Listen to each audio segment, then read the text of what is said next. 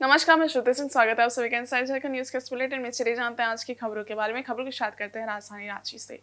BJP ने आरोप लगाया है कि राज्य सरकार ने विधानसभा चुनाव में राजनीतिक फायदे के लिए एकलव्य प्रशिक्षण योजना और मुख्यमंत्री शिक्षा प्रोत्साहन योजना की घोषणा करते हुए टेंडर जारी किया था। पार्टी के प्रदेश प्रवक्ता अजय शाह ने गुरुवार को रांची स्थित प्रदेश कार्यालय में आयोजित संवाददाता सम्मेलन में आरोप लगाया।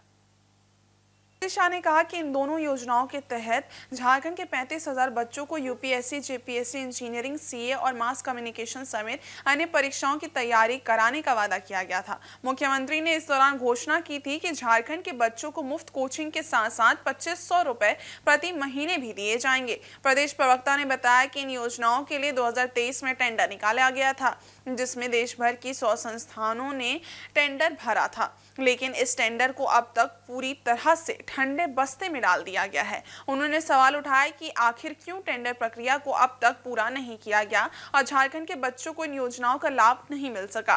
बीजेपी ने राज्य सरकार से ये भी सवाल किया है कि आगामी बजट सत्र में इन दोनों योजनाओं के लिए बजट का प्रावधान किया जाएगा या नहीं।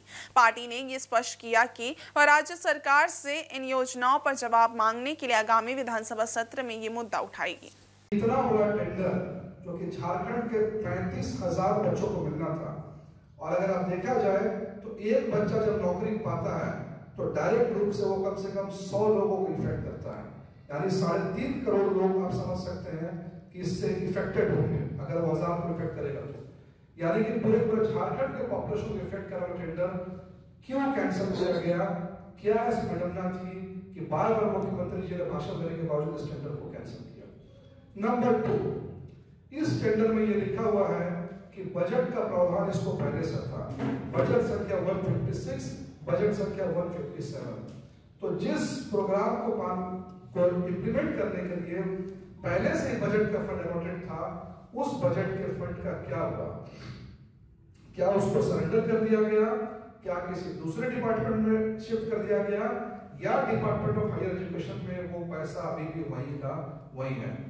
क्वेश्चन नंबर 3, जो एक लीडिंग क्वेश्चन में डाल रहा हूं, क्या सरकार ने इस टेंडर को इसलिए नहीं पास किया क्योंकि उनको कोई मनचाहा इंस्टीट्यूट नहीं मिला जिसके साथ में साठ गांठ करके वो मनचाहा तरीके से इसको इंप्लीमेंट कर सके? ये भी सवाल निशान हम सरकार पे जो है वो लगा रहे हैं। जमशेदपुर के साक्षी गोल चक्कर में रैपिडो ने गुरुवार को एक ट्रैफिक जागरूकता अभियान चलाया, जिसका उद्देश्य शहर में सड़क सुरक्षा को बढ़ावा देना था। इस अभियान में Dhalbhum SDO Shatabdi Majumdar, DTO Dhananjay, traffic DSP और रैपिडो के पदाधिकारी मुख्य रूप से उपस्थित थे।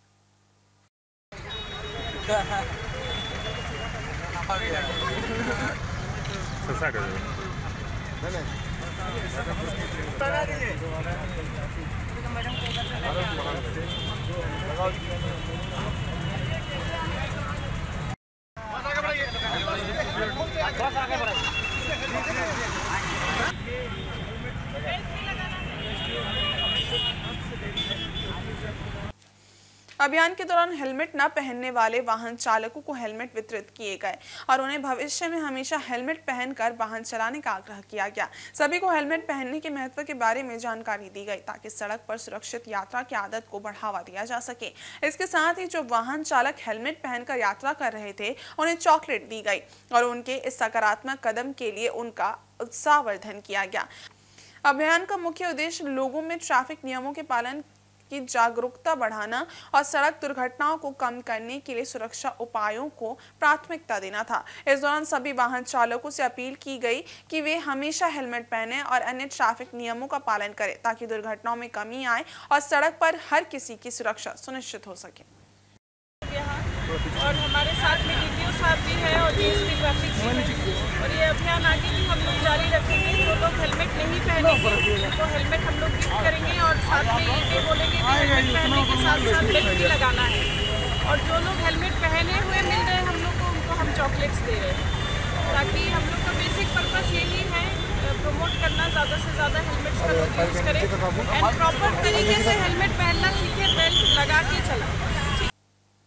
इधर हाल ही में जनप्रतिनिधियों द्वारा बंगाली समाज पर दिए गए आपत्तिजनक बयानों के खिलाफ अखिल भारतीय बांग्ला भाषी समन्वय परिषद ने विधानसभा अध्यक्ष रविन्द्रनाथ महतो से मुलाकात कर एक ज्ञापन सौंपा। परिषद ने गुरुवार को विधानसभा अध्यक्ष के आवास पर जाकर उन्हें स्थिति से अवगत कराया।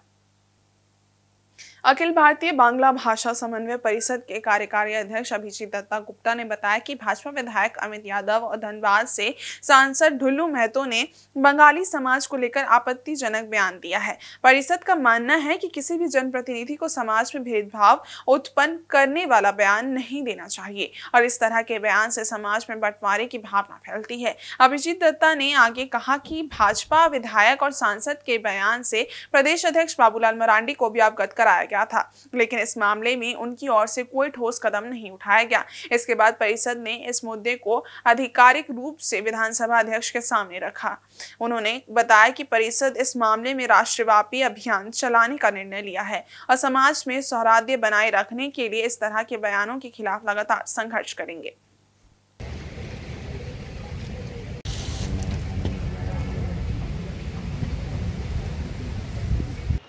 विगत कुछ दिनों से बंगाली समाज के खिलाफ बहुत सारे आपत्तिजनक टिप्पणी दिए जा रहे हैं। जैसे अमित यादव जी बंगाली समाज को दलाल बोल रहे हैं, ढुल्लू महतो जी अपना बयान दे रहे हैं कि बांग्लादेश बनाना चाह रहा है, बंगाल बनाना चाह रहा है। तो ये बहुत आपत्तिजनक चीज़ है और ख़ास करके ये बीजेपी के दोनों रिप्रेजेंटेटिव है। हम लोगों ने बाबूलाल जी से इसकी शिकायत की थी, लेकिन वो लोग कोई स्टैंड नहीं ले रहे हैं।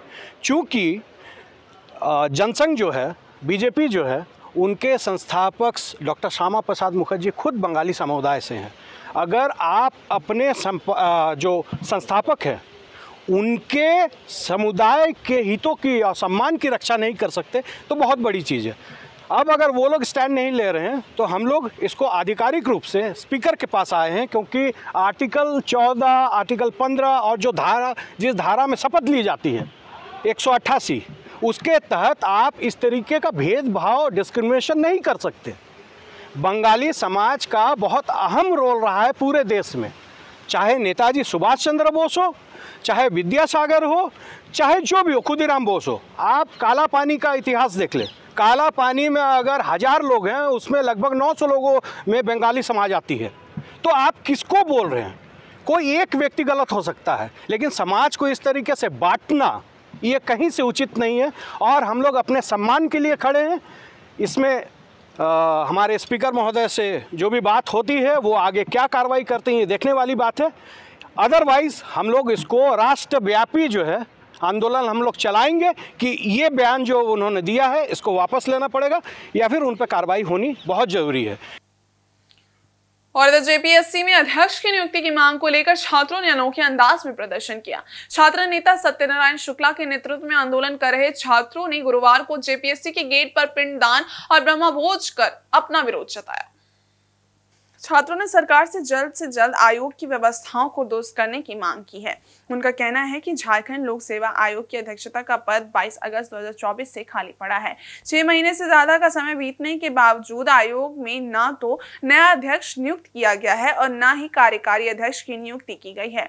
इस स्थिति ने आयोग की गतिविधियों को भी प्रभावित किया है और इसके परिणाम स्वरूप सिविल सेवा परीक्षा समेत आधा दर्जन से ज्यादा महत्वपूर्ण परीक्षाएं लटकी हुई हैं। इनमें सबसे ज्यादा परेशानी 11वीं और 13वीं सिविल सेवा के मुख्य परीक्षा में भाग ले रहे उम्मीदवारों को हो रही है।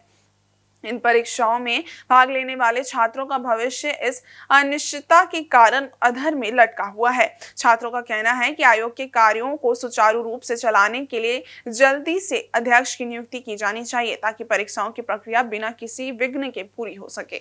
ओम शांताकारं भुजगसेनं पद्मनाभं सुरेस्त्रं विश्वाधारं केरत्रजक्सं मेघवर्णं शुभांग्यं लक्ष्मीकान्तं कमलनेनं योगविद्यानगम्यं वन्दे स्वस्तिनो बृहस्पतिर्दधातु बृहस्पतिर्मारुतः पितृमातरः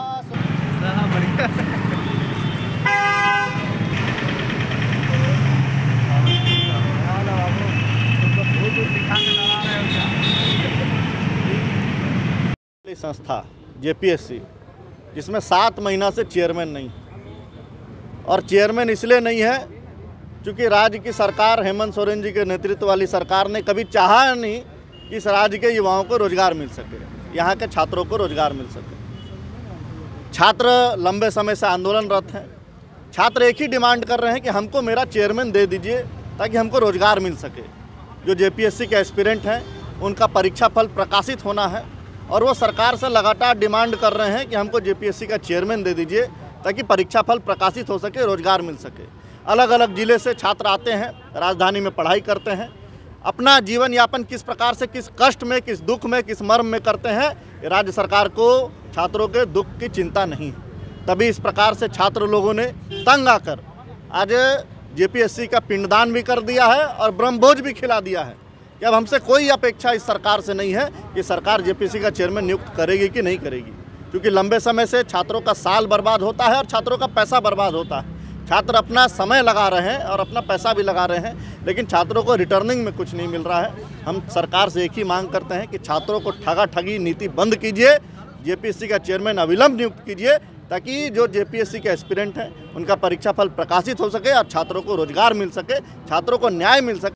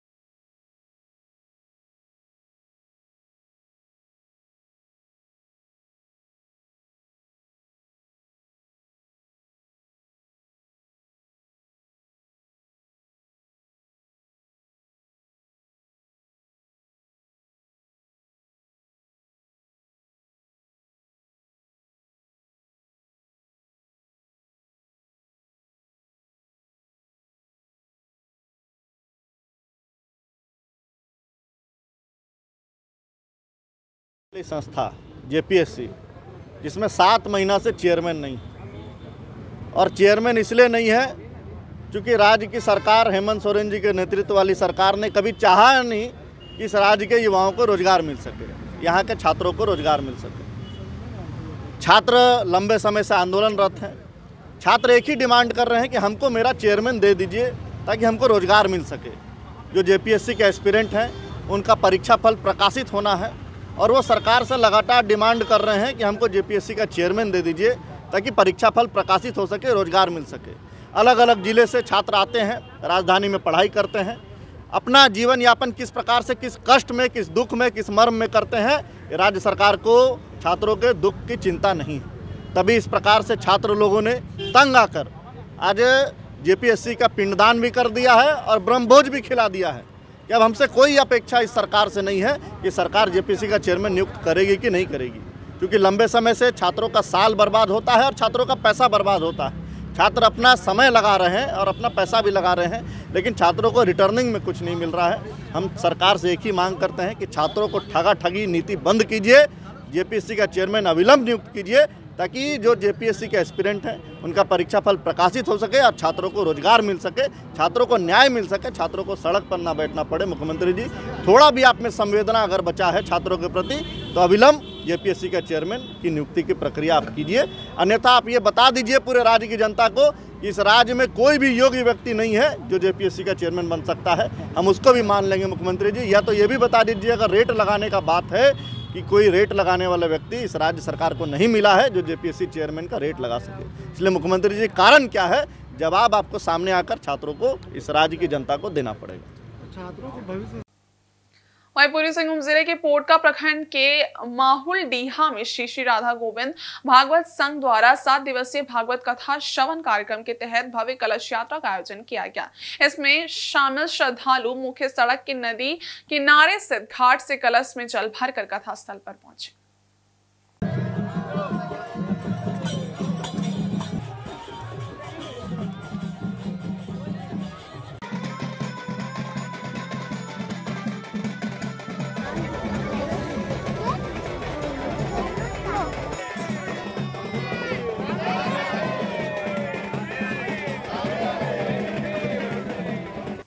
इससे पूर्व नादिया नवदीप के श्याम सुंदर चक्रवर्ती महाराज द्वारा पूजा अर्चना की गई, जिसके बाद कलश यात्रा को कथा स्थल तक लाया गया।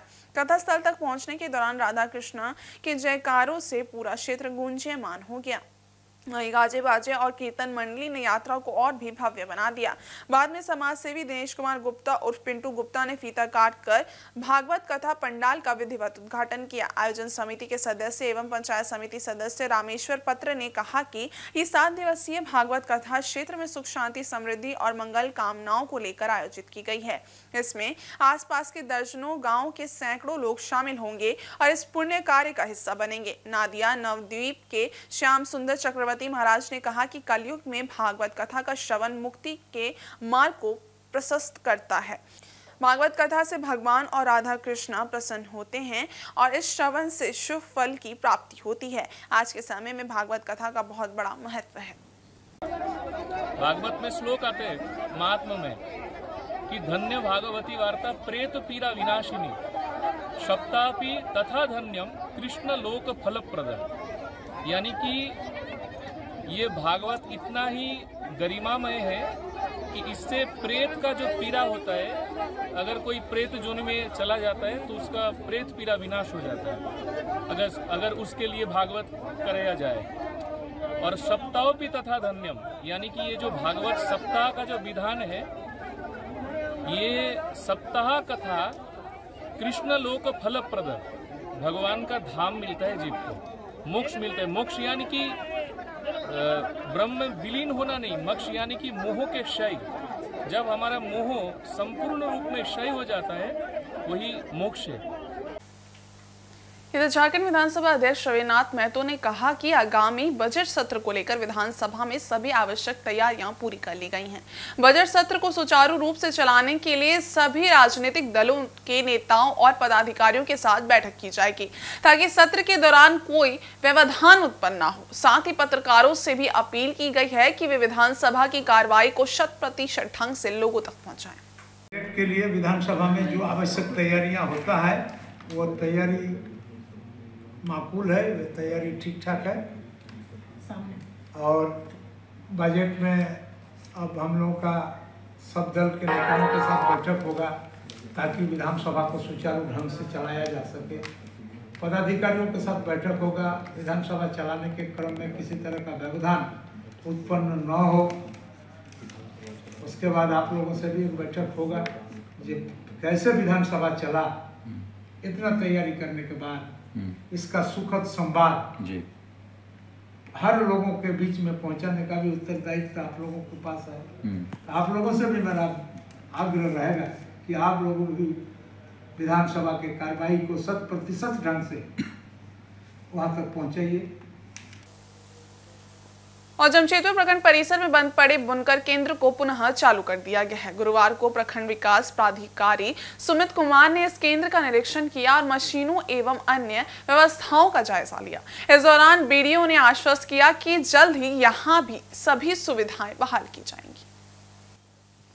इस केंद्र में महिलाओं को स्वावलंबी बनाने के लिए पहले प्रशिक्षण दिया जाता था, लेकिन झारखंड सरकार की उदासीनता के कारण ये केंद्र कई सालों से बंद पड़ा था। देखरेख के अभाव में लाखों रुपए की लागत से खरीदी गई जैकेट और बनारसी साड़ी बनाने वाली हथकरघा मशीनें खराब हो चुकी थी। 32 हथकरघा मशीनों में से केवल 7 मशीनें ही काम कर रही थी। हालांकि अब जमशेदपुर प्रखंड के उद्योग विभाग ने इस बुनकर केंद्र को फिर से चालू किया है और यहाँ प्रशिक्षण कार्य शुरू हो गया है। महिलाओं को गमछा, स्टॉल, शॉल, बंडी जैसे कपड़े बनाने का प्रशिक्षण दिया जा रहा है। प्रशिक्षक संजीव कुमार बेहरा ने बताया कि जब वे केंद्र को पुनः चालू करने पहुंचे थे तो भवन की स्थिति बहुत खराब थी और पूरे परिसर में गंदगी फैली हुई थी। उद्योग विभाग की पहल पर सफाई कराकर केंद्र को फिर से चालू किया गया है।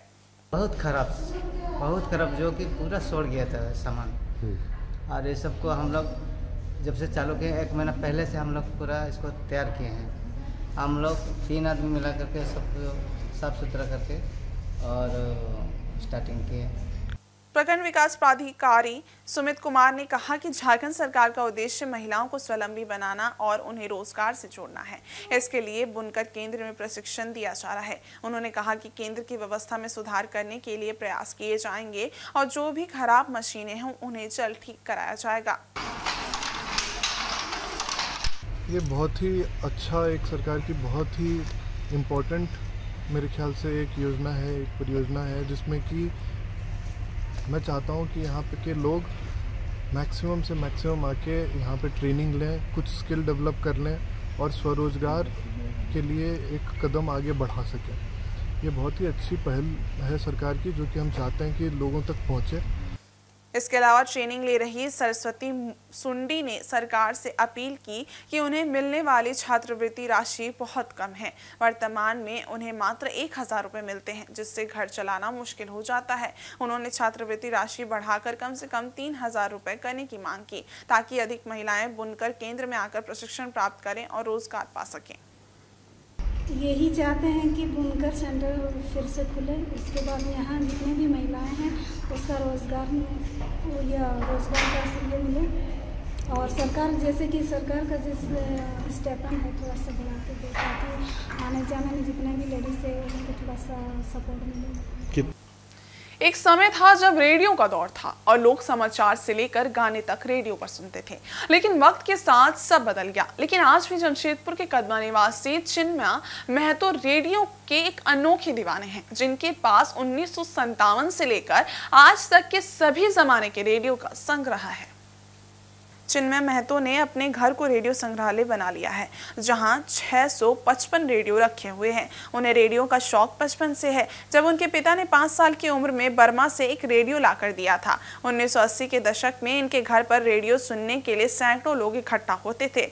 चिन्मय महतो के अनुसार प्रधानमंत्री के मन की बात कार्यक्रम के शुरू होने के बाद से एक बार फिर लोगों में रेडियो का क्रेज बढ़ा है, खासकर ग्रामीण इलाकों में। उन्हें देश और विदेशों में भी रेडियो के प्रति उनके योगदान के लिए सम्मानित किया गया है। आज भी चिन्मय महतो के पास 1957 से लेकर अब तक के हर दौर का रेडियो मौजूद है और उन्होंने सभी को अपने घर के कमरे में सहेज कर रखा है।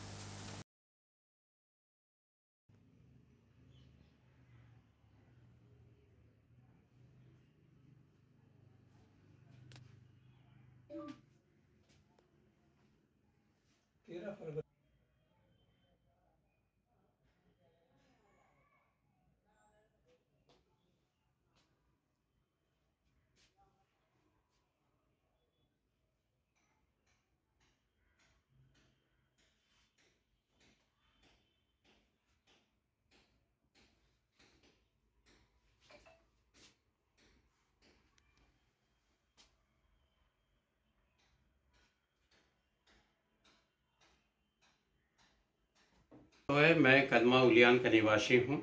बचपन से मैं रेडियो सुनने का बहुत ज़्यादा ही शौक़ था और रेडियो एक मेरे घर में था।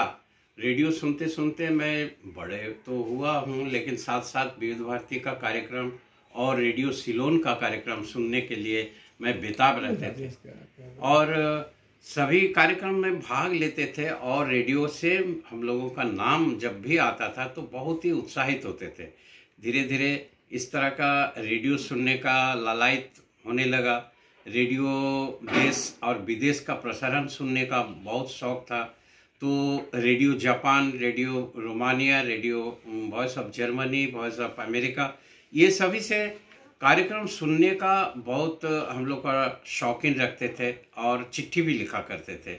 बदले में हमारे पास बहुत सारा उन लोगों ने सामग्री भेजते थे, जैसे व्यू कार्ड हुआ, वेरिफिकेशन कार्ड हुआ, स्टिकर, पोस्टर। तो एक घर पूरा भरा हुआ था और हम लोगों ने रेडियो का जो संकलन है, ये संकलन करने का एक मन में आया कि एक रेडियो म्यूजियम बनाया जाए। अब धीरे धीरे अब 1965 से लेकर अब तक का जितना भी सफ़र किए हैं रेडियो के साथ, तो मेरे पास अभी इस रेडियो म्यूज़ियम में करीब 655 रेडियो सेट मेरे पास मौजूद है और मैं रेडियो अभी भी हर प्रोग्राम में सुनता हूं और इसका प्रतिक्रिया भी भेजता हूं। जमशेदपुर के बागबेड़ा थाना क्षेत्र के रानेडी निवासी लुदाई माड़ी के घर बीती रात चोरों ने ताला तोड़कर सोने चांदी के गहने और 10,000 नगद पर हाथ साफ कर दिया। चोर घर के गेट की कुंडी काटकर और अलमारी के लॉकर का ताला तोड़कर उसमें रखे गहने व नगद ले उड़े। इस घटना से लुदाई माड़ी को कुल मिलाकर लगभग 2 लाख का नुकसान हुआ है। लुदाई माड़ी ने बताया कि गुरुवार सुबह जब वो ड्यूटी के लिए उठी तो उन्होंने घर का मेन गेट टूटा हुआ और अलमारी खुली हुई पाई। घर का सामान बिखरा हुआ था और टीवी उठाकर ले जाने का प्रयास भी किया गया था, लेकिन चोर इसे नहीं ले जा सके। उन्होंने बताया कि बुधवार रात उनकी बेटी घर पर नहीं थी और वो राजनगर गई हुई थी, जबकि वह खुद दूसरे कमरे में सो रही थी। इस कारण चोरी का उन्हें आभास नहीं हुआ। इधर चोरी के अलावा एक और अजीब घटना सामने आई है, जिसमें चोर जाते जाते घर के बाहर और भीतर शौच करते गए, जिससे घर के अंदर और बाहर काफी असुविधा हुई। इस मामले में बागबेड़ा थाना में अज्ञात चोरों के खिलाफ मामला दर्ज कर लिया गया है और पुलिस मामले की जांच कर रही है। बेटी का डिलीवरी हुआ ना, तो हम लोग सब कोई हुए चले गए थे, शाम को आए। फिर मेरा बड़ा बेटी तो रह गया, तो रात को तो रह गई, तो यह घर में सोती है, घर में सामान उमान था, हम लोग तो एक घर में सो गया। वही रात को कोई चोर आके काट के दरवाज़ा ताला तोड़ के ले गया और यहाँ बाहर में अंदर बाहर भी गंदा कर दिया। हम लोग का यहाँ तो कोई कभी चोरी नहीं होता है और कभी हम लोग सुने भी नहीं, पहली बार एक जगह में चोरी हो रहा है। सामान जेवर था, कान का था, 3 पायल था, 4 जोड़ा बिछिया था, चूड़ी था, मंगलसूत्र था। पुलिस को हम लोग बुलाए थे, देख के भी दिया, अगर कुछ लोग पकड़ सकता तो कुछ मिलेगा। पैसा था 10,000। इधर भारतीय सेना के वीर शहीद कैप्टन करमजीत सिंह बख्शी का पार्थिव शरीर बुधवार को रांची लाया गया। वे जम्मू कश्मीर में अपने कर्तव्य के दौरान शहीद हो गए थे। बिरसा मुंडा हवाई अड्डे पर राज्यपाल संतोष कुमार गंगवार, वित्त मंत्री राधाकृष्ण किशोर और सेना के वरीय अधिकारियों ने शहीद को अंतिम सलामी दी। एयरपोर्ट पर शहीद जवान के पार्थिव शरीर पर पुष्प चक्र अर्पित किया गया। इस दौरान राज्य सरकार के कई अधिकारियों और शहीद जवान के शोक संतप्त परिवार के सदस्य भी मौजूद थे। इसके बाद कैप्टन करमजीत सिंह बख्शी के पार्थिव शरीर को उनके पैतृक गांव हजारीबाग के लिए रवाना कर दिया गया। राज्यपाल संतोष कुमार गंगवार ने शोक संतप्त परिवार से मिलकर उन्हें ढाढ़स बंधाया। उन्होंने कहा कि राजभवन हमेशा शहीद जवान के परिवार के साथ खड़ा रहेगा।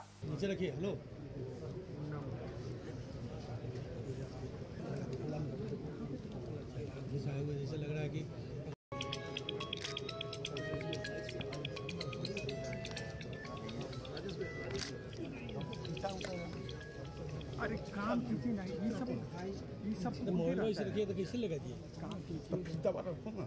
अरे यार मोबाइल पीछे रखिए ना, इससे थोड़ी होता है। नौजवान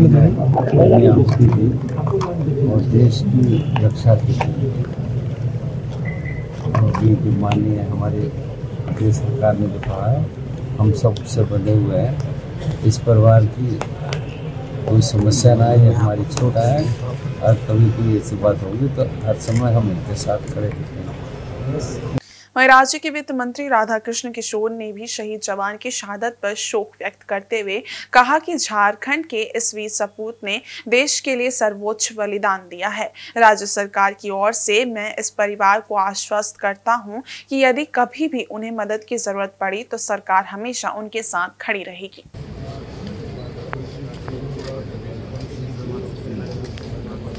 इस दुख की घड़ी में तो आपके साथ है ही, लेकिन भविष्य में प्रदेश सरकार की जब भी आवश्यकता हो तो सिर्फ आप एक कॉल हमें करें, सरकार आपके पास खड़ी है।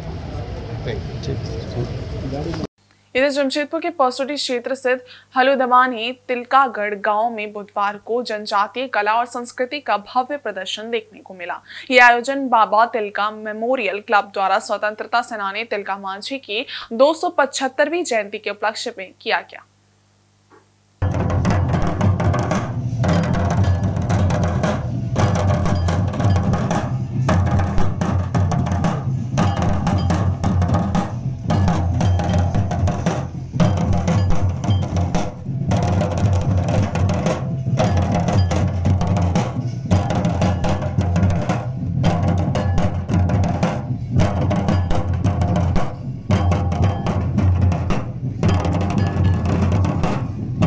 इस कार्यक्रम में आदिवासी समुदाय के विभिन्न पारंपरिक नृत्यों का आयोजन किया गया, जिनमें फिरकाल, घोंगेड़, सड़फा, कारम, दासाएं और डंठा नृत्य प्रमुख थे। तिलका मांझी, जिन्हें आदिवासी समाज का पहला स्वतंत्रता सेनानी माना जाता है, उन्होंने अंग्रेजों के खिलाफ संघर्ष करते हुए अपने साहस और बलिदान से इतिहास में अहम छाप छोड़ी।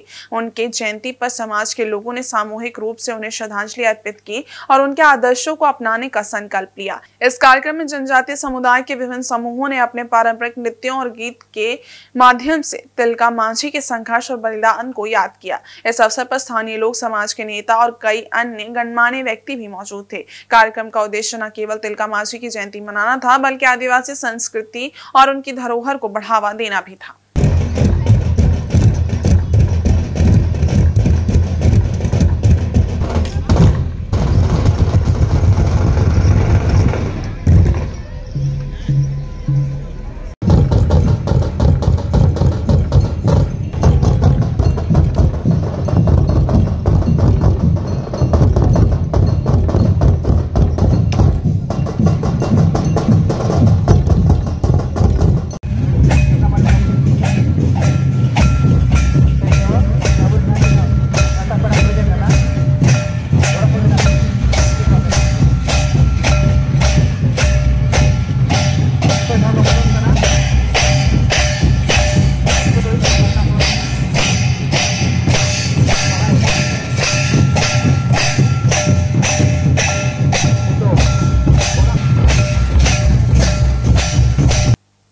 जमशेदपुर प्रखंड के पूर्वी हल्द्वानी पंचायत में आयोजित फूड फेस्टिवल के दूसरे दिन महिलाओं ने विभिन्न प्रकार के स्वादिष्ट व्यंजन प्रदर्शित किए। इस आयोजन का उद्देश्य महिलाओं को आत्मनिर्भर बनाना, उन्हें अपने घर के कामकाज को आय का स्रोत बनाने के लिए प्रेरित करना था। इस संबंध में पूर्वी हल्द्वानी पंचायत की मुखिया पानू मुर्मू ने बताया कि आयोजन पिछले 5 वर्षों से बाबा तिलका मांझी की जयंती पर हर साल किया जाता है। इस दौरान महिलाएं अपने घर से बनाए हुए पारंपरिक व्यंजन लाकर बेचती हैं और उससे अपनी आय में इजाफा करती हैं। पानू मुर्मू ने कहा कि उनका मुख्य उद्देश्य ग्रामीण महिलाओं को ये सिखाना है कि वे घर के कामकाज को अपनी आजीविका का एक स्थिर स्रोत बना सकती हैं। फूड फेस्टिवल में पंचायत के लोग भी बड़े उत्साह के साथ शामिल हुए और महिलाओं द्वारा तैयार किए गए स्वादिष्ट व्यंजनों का आनंद लिया। इस आयोजन ने न केवल महिला सशक्तिकरण को बढ़ावा दिया, बल्कि महिलाओं को अपने हुनर को पहचानने और समाज में अपनी भूमिका को और मजबूत करने का अवसर भी प्रदान किया।